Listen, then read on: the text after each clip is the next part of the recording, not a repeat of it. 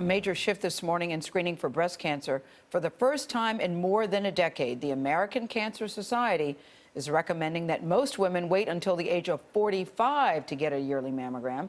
At age 55, they can switch to every 2 years. These new guidelines are fueling the debate on how best to fight the disease. Dr. Elisa Port is the chief of breast surgery at Mount Sinai Hospital in New York. Good morning. Good morning. So glad you're here. Thank you. I'm 41. I've not had a mammogram. Should I still get one? Absolutely, you should.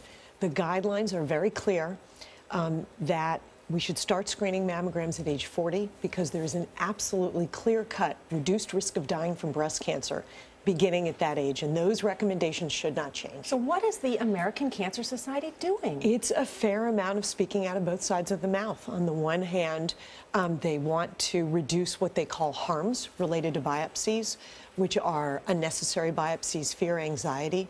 On the other hand, they say that they stick with their mission to save lives, and there's only one way to do that, and that's to continue with yearly mammograms. Boy, I read every line of this. And then they also recommend against manual exams by your doctor, which I've always had in every single one of my visits. What?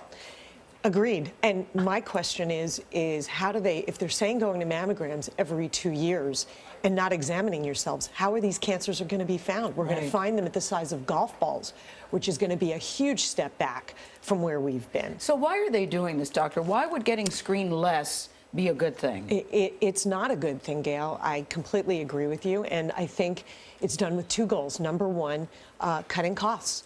And I think that they should be focusing their efforts elsewhere. Mammograms are a test that have clearly shown to reduce the risk of dying from breast cancer.